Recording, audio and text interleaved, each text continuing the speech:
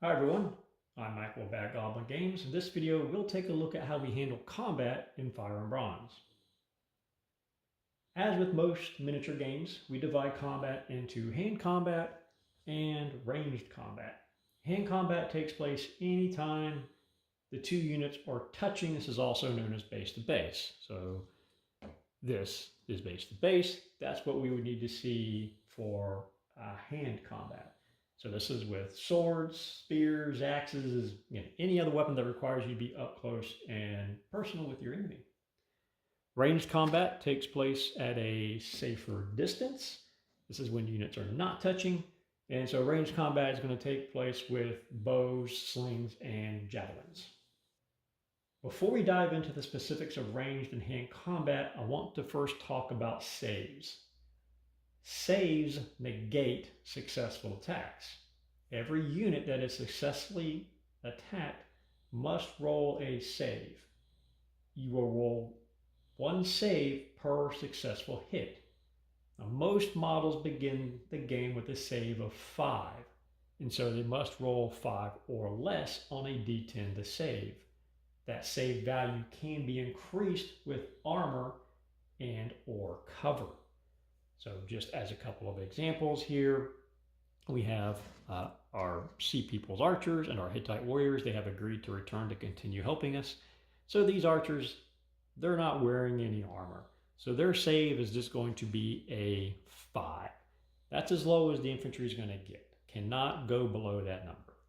Now our Hittite warriors here, they're carrying some shields. They have some light armor. Maybe they're wearing some leather helms or some combination of just sufficient cloth to protect them a bit.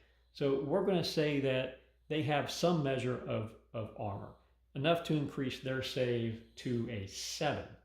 So when they're making a save, they need to roll a 7 or less to successfully negate that hit. When these archers are trying to save, since they're wearing no armor, they need to roll a 5 or less to negate that hit. I also kind of mentioned in brief that cover can give a bonus to a save. A quick example might be like this wall right here. Provided this unit is touching this wall, they're in base-to-base contact, it is going to give them a bonus to their save. Now the amount that save will increase depends upon the cover. If it's a thick, sturdy rock wall like this, it might increase it by 2. If it's a flimsy wall, it might just be like a +1 to their save. Let's walk through a quick example of rolling some saves. We'll assume that these warriors have been hit with 3 successful attacks from these archers. Since the warriors were hit 3 times, they must roll 3 saves. So they need 3d10. Now the warriors have a total save of 7. So we're going to roll 3 dice, each needing a 7 or less to save. So I'm going to roll. Well, it's a good roll. I rolled a 4, 5, and a 7. So in this case, they all would have saved. Let's just say I rolled a 9 though. Let's say I rolled a 4, a 7, and a 9. Since their save is a 7, that means I need a 7 or less.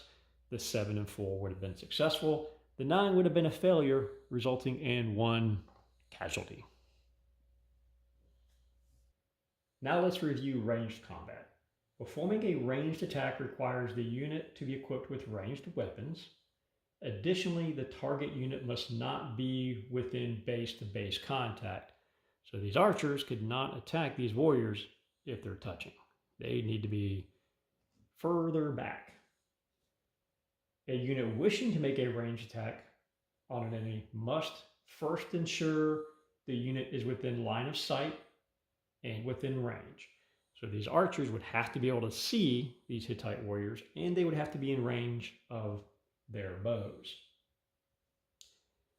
Now there's nothing in between here. This rock wall, since they're up here touching it, it's not going to block line of sight. There's nothing else here.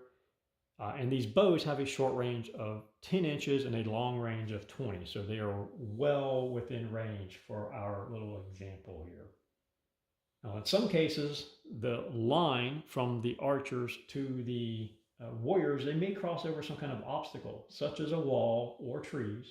Now, depending upon the obstacle, line of sight may be completely blocked or maybe obscured, helping the defending unit. So let's just look at a couple of examples of line of sight. So let's just say these archers were back here. They want to target these Hittite warriors. They can do that. We're going to say this rock wall does not obstruct line of sight. So it's not blocking the view. So the archers can see the warriors. However, this wall is going to cause them some difficulties. It's going to make it a little bit more difficult when they make that attack roll. Now, instead of the rock wall, let's say we have some really thick woods here. And these woods are sitting between the archers and the warriors. Again, woods can be really thick or they can be kind of thin. If they're really like thin, they're probably not going to block line of sight. But if they're really thick, we could say that the trees or these woods would block line of sight from the archers to the warriors. You must also establish the target is within range. Now, every ranged weapon has a short and max range attached to it. If the target is beyond the short range, then the attack is going to take place with a penalty. If the target is beyond the max range, then the attack just automatically fails. An important point here is that we don't care about the individual position of any one model in the unit. We only care about the unit as a whole. This means if any part of the unit is within range, then the entire unit is within range. Now let's just look at a couple of examples here. So we have our archers, and I'm just going to move this out of the way just to make it a little bit easier for the moment. So the short range on these bows is 10 inches. So as we measured right here, the Hittite warriors are well within short range. Now, let's say the warriors are a little bit further back. Let's say they're about right here.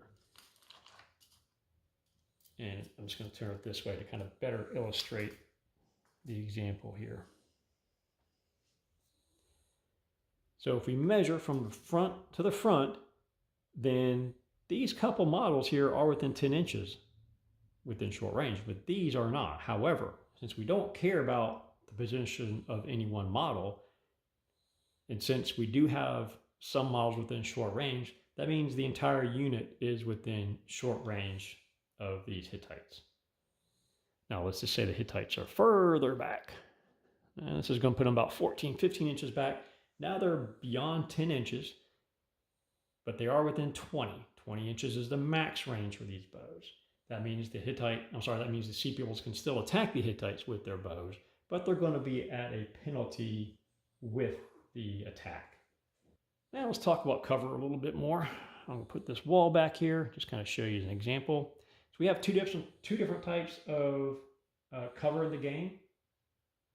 We have intervening cover and we have active cover.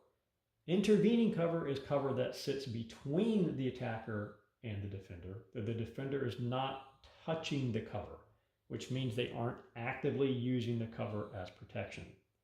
The cover is just passively there protecting the defender.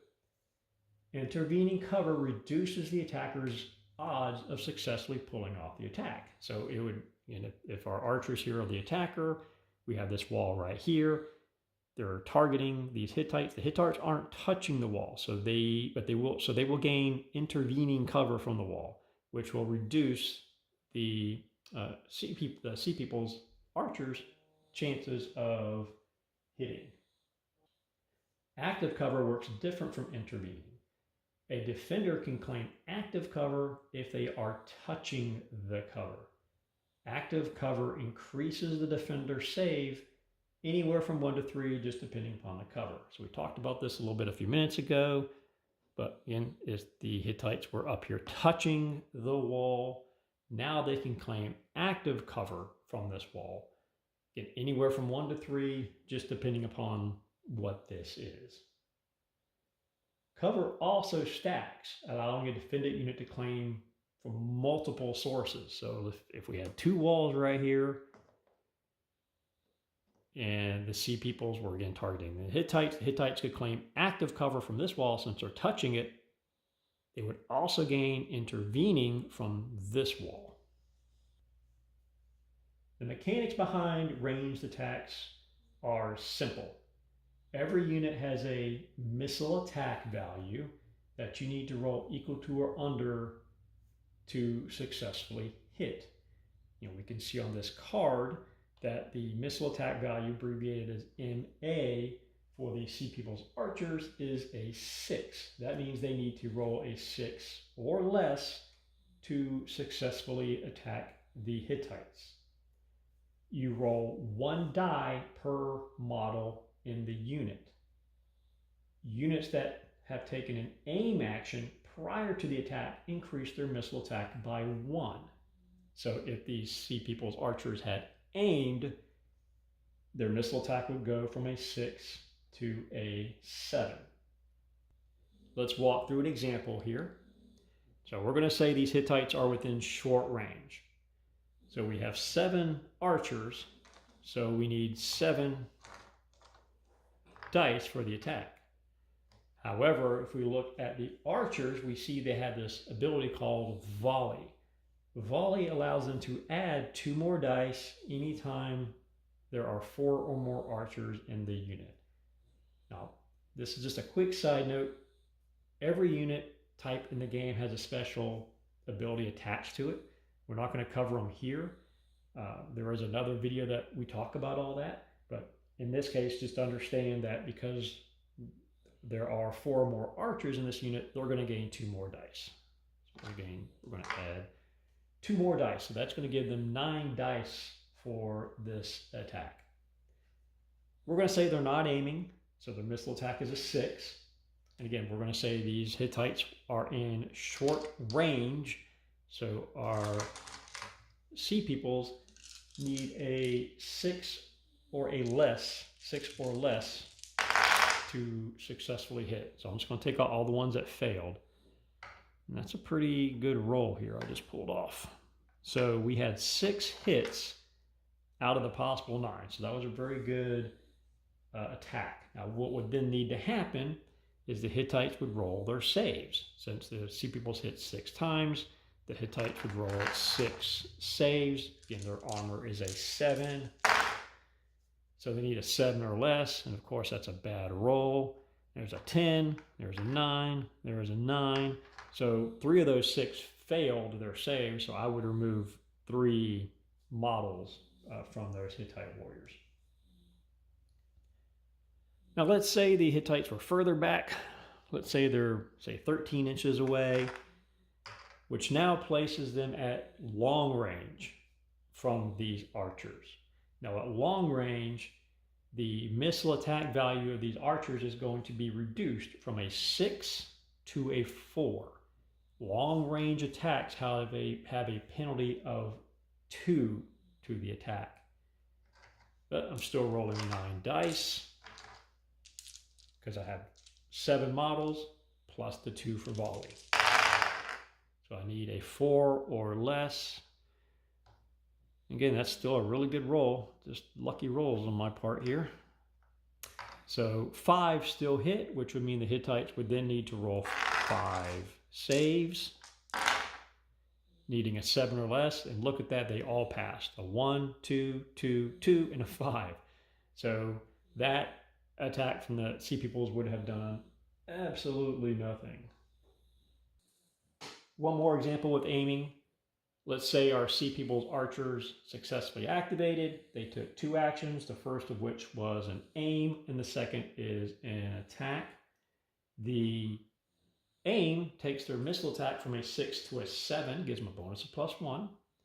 The intervening cover reduces their missile attack by 1. So the aim goes from a 6 to a 7. The wall would take it right back down to a 6 again. So Sea Peoples would attack, 9 dice, looking for 6 or less. Hand combat is the other form of combat in Fire and Bronze. Hand combat takes place anytime the attacking and defending units are touching. As with ranged attacks, hand combat doesn't care about any one model in the unit, and it isn't necessary for every model in a unit to touch an enemy model to attack. So long as the 2 units are touching, all models are participating in the attack. For the most part, hand combat is simultaneous. This means both units will have an opportunity to attack before any casualties are removed, and so it doesn't really matter who attacks first sometimes. Let's walk through an example of a hand attack. I'll take this wall out of the picture. So we're going to say that we have our Hittite warriors here, and they're going to move in to attack our sea peoples. Now in the movement video, I kind of went over charge responses. So this would be a charge. The Hittites move in, they're charging. It doesn't matter if it took 2 moves or 1 move, we just consider it a charge. So they move in, and they're going to get a free attack on these sea peoples. But just to kind of complete the example so you can see the full picture, the Hittites move in, the sea peoples will get a response. Let's say their response is they're going to shoot. They're going to shoot back at the Hittites. Let's say they shoot, they missed. The Hittites would charge in and attack. Another option might be the Hittites move up. They say, okay, we're charging. The sea people say, okay, we're going to declare our response. They're going to roll to activate. If they successfully activate, they can make that response. And for whatever reason, they say, we're going to countercharge. So they would both move in and attack each other simultaneously at that point.